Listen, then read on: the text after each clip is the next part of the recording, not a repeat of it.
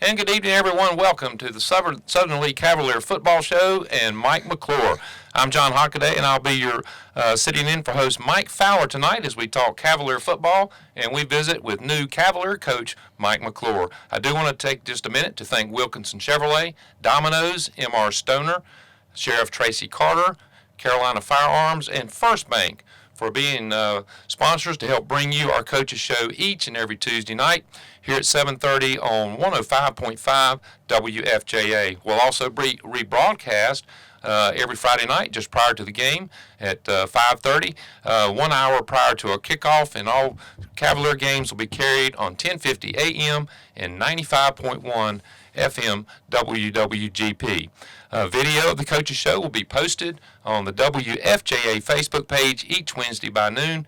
And of course, we look forward to talking with Cavalier coach Mike Mcclure tonight and bringing you exciting Cavalier football. We're going to take a short break. We'll be back to meet head coach Mike Mcclure right after this.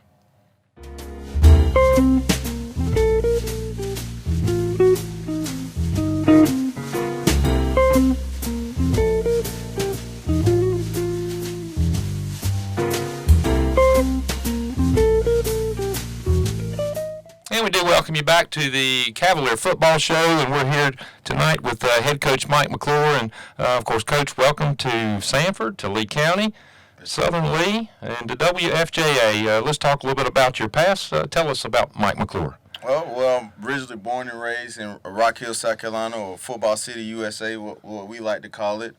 Played high school football at Rock Hill High School and was started there where I played linebacker and received a full scholarship to go on to play 4 years at Coastal Carolina University, where I also played linebacker there. And then shortly after I graduated, got into coaching. I spent most of my coaching time in South Carolina, but I did coach at Richmond Senior High School for a few years, for 2 years before returning back to South Carolina. My last place that I was at Lord Richland High School down in Columbia, South Carolina, where I was the defensive coordinator, and before making the transition here to Southern Lee High School. Of course, when the job came open, you came and interviewed for the job. What was it about Sanford or Southern Lee that attracted you? What brought you here? Well, I was already familiar with Southern Lee and with Sanford area. Being in Richmond for 2 years, I was familiar with the area, and always known there was a lot of good athletes that are in this area and at Southern Lee High School. And when I went back to move back to South Carolina, ended up getting married, and my wife, she wanted to move back to North Carolina. So I felt like once I seen that the Southern Lee job was open, I felt like it was a good opportunity for me to apply for it, and it worked out, and so now I'm here.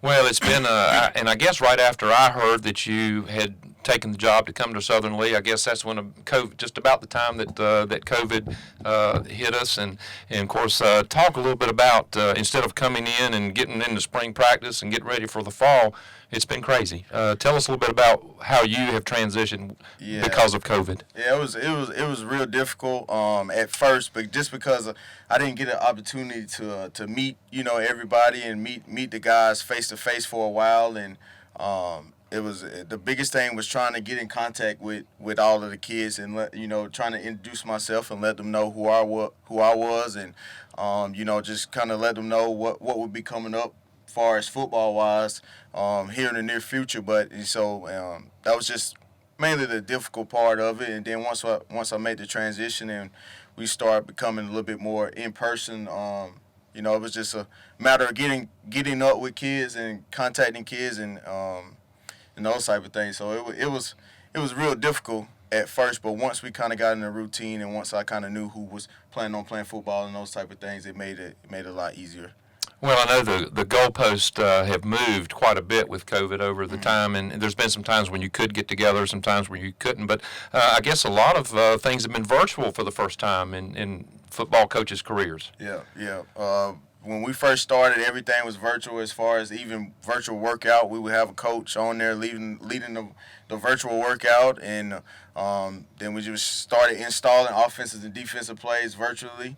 And so we were virtual for a while, up until we actually started getting going in person, and even that was, with limitations as well. So, virtually it has helped, though. It has not been all bad. It has helped in some areas with allowing us to get, installed and prepared sooner in some cases than we may have been able to. I guess with technology now, it's a little easier to come in and do research on your team from last year or from 2019. I guess it's been more than last year. But what were you able to do to learn about the players and, what kind of players they were? Yeah, well, I was able, I got access to the Huddle account instantly, upon my hiring. So I was able to go in there and just, look at them and tell what type of players they were, and that kind of helped us decide what type of offense we wanted to run and what type of defense we wanted to run based off the players that were already showing, that were, already on the team and that we had film for. So, it was just a matter of studying them and learning, their strengths and playing to their strengths. So it was helpful, having access to that Huddle account and being able to see those guys. Well, I know that there were some losses from graduation from last year, and a new group of seniors, a new group of juniors as they all move up. Let's talk a little bit about who are some of the leaders on this team that you've already noticed just by what they do and how they interact with other players. I know that there's always seniors that do step up and fill those roles, and let's talk about some of these guys. Well, one of our guys on the offensive line, Ethan Stallings, he's a senior on that offensive line, surrounded by some younger guys. So he's really stepped up and took charge of leading those younger guys and making sure that we produce and that we as effective as we can be on the offensive line. Elijah Barrett is another senior that we have on the defensive line. He's taking charge of the defensive line and kind of stepping up into a leadership role and leading guys and helping explain different responsibilities on the field and those type of things. So just those guys who have really come in. We got Elijah Donaldson he plays cornerback position for us. He's really took charge of the back end of that group around him. So we had quite a few guys really step up and take ownership or lead in leadership of their position group. Well, Coach, we're going to take a short break and come back and start to get ready for this first game, Week 1, and start talking about that some. You are listening to the Cavalier Pregame Show here on WFJA. We're going to go ahead and take a break, and we'll be back right after these messages.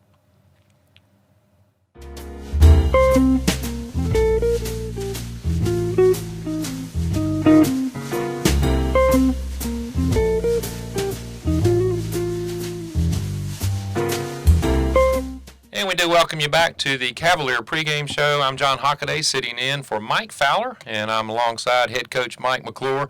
I do want to remind all of our listeners a full slate of non-conference games coming up week number 1. Of course, Southern Lee will be at Franklinton. That game will be on Thursday night. And, Coach, we understand the game time is? 6:30. 6:30. Okay. All right. Lee County will be at South Granville. Other teams from the conference, Union Pines on the road at Montgomery Central. Triton on the road at Knightdale. 2 teams at home. Western Harnett will be hosting Smithfield-Selma, and Harnett Central will host West Johnson.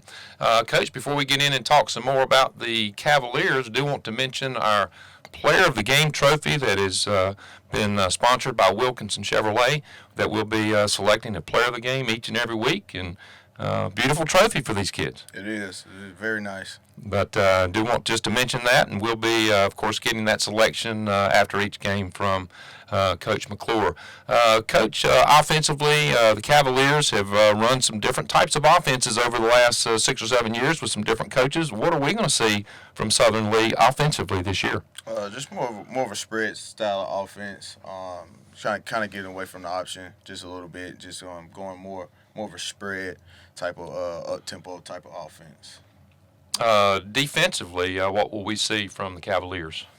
Defensively, we like to play to to our opponent kind of defensively, and we like to play kind of to our kids as well. So we just got ability to switch in and out of a 3-man front and a 4-man front as well. Your scrimmage against Hoke County was canceled. I guess most of the scrimmages I heard that were scheduled were canceled. But I know you've had a chance to see the guys banging heads. What kind of things have you seen out of the Cavaliers that make you pleased right now? Offensively, I feel like we have come together very well offensively.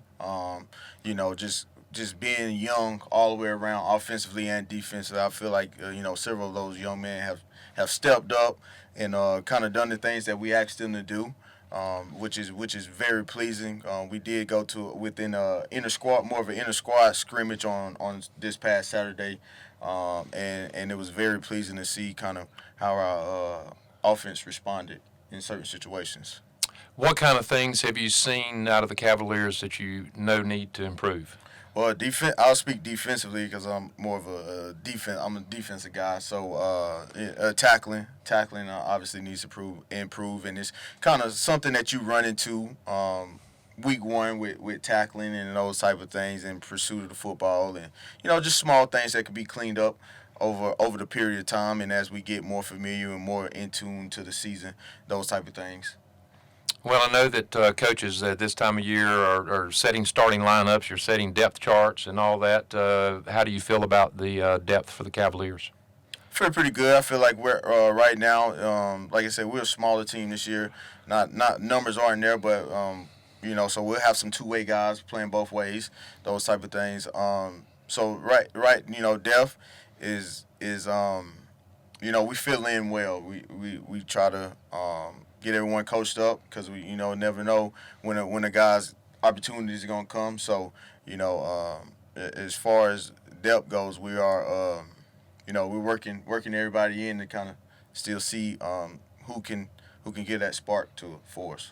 Let's stay with your defense a little bit, and let's talk about who are going to be some of your key players, some of your key returnees on the defensive side. Well, John Wilson, our returning middle linebacker, he's going to be a big part of the defense for us. Looking for him to have a great junior year. As I mentioned earlier, Elijah Barrett, he's another guy on the defensive line for us that we're looking for. To having a great year as well, and also a guy that we have playing a safety position, Cam Jackson. He's looking for great things out of him this year as well, because he's one of those guys. Man, he has one speed, and that's full speed. So I'm anxious to see how he gets after it. Offensively, who are some of the names that I know Mike Fowler will be calling on Friday nights? Very pleased with Brock Chappell. He's going to be a big time guy for us, big time target for us, playing that tight end position as well. And Kendall Morris at running back, he's a sophomore. He's really developing to a good running back, and I believe he'll have a successful year this year as well. Before we get back to Coach McClure, just want to remind all of our listeners that make sure to check out the WFJA website for all Yellow Jacket and Cavalier football articles. We'll be posting game articles on Friday nights by midnight after the games. Also game stats, season stats, player rankings, team rankings, standings, previews, everything. So everything Cavalier and everything Yellow Jacket football you can find right there on the WFJA website. Coach McClure, Franklinton, first opponent, and it's a team that the Cavaliers have played some in recent years. What do you know about them? What can we expect in that opener? Well, they run more of a spread type of option type of look team offensively. A quarterback is a good athlete. They got good offensive linemen that they use well. So defensively, they're more of a 4-man front up front on defensively. Good guys, good defensive ends, good defensive line. They rush hard, they play hard. So it'll be a good opening game for us. Well, of course, going back to COVID again for just a minute, a lot of things have changed, and of course, I guess the playoffs for all sports have changed, and a little tougher to get in now. I know we've had 2 spots automatic in this conference, and occasionally a third or a fourth team that got in. Now, I guess 1 spot is guaranteed, and maybe another gets in. Your thoughts on all this? Well, it's definitely tough whenever you limit it down and you have 7 games, and then there's no guarantee that you will even get to play 7 games with the way that COVID is going. So that definitely adds to it, But we live by a motto, and I like to tell the kids every game is game 7. Kind of like what we like to do is, we treat every game as the last game. It's a 7-game season this year, so we're going to treat every game as if it's the last one, because if COVID showed us anything, that things can be gone in a second.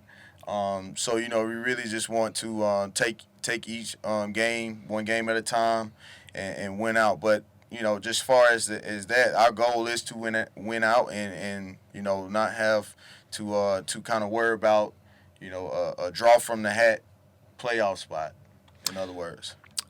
Coach, when we were talking about COVID and the virtual and the different changes that you've made, I think what we've overlooked at times is how important it is for these kids to buy into all of this and do things the right way. When you look at one person on a team getting COVID can affect everything. It's very important for these kids. How have your kids handled it so far? They handled it well. They've done everything we asked them to do. If we told them, if you're feeling like you're showing any sign of symptoms or anything like that, just stay home, and get checked out before returning back to practice. And they've been extremely well with it. They're being responsible about it, and they understand. And we try to express and we try to let them know that hey, you making a decision to come back puts the rest of the team in jeopardy if you are showing any type of symptoms or if you're not feeling well, those type of things. So they've been extremely well on it. The school has been well on it as well, with making sure that we take the necessary precautions to keep everyone safe. So they've really been very responsible in all of this, and they understand what's at stake as well. Well, I guess kids will start coming back to school, next week? March the 1st. I've got to think that will make things a little easier to keep a handle on the kids and what's going on with them. So. Yeah, it will. And plus, too, kind of allowing the kids to be at school and kind of get back into that normal flow of transitioning from school directly to practice type deal. You are listening to the Cavalier Pregame Show. We're going to take a short break, hear from our sponsors. We'll be back for some final comments right after this with head coach Mike Mcclure. We'll be right back.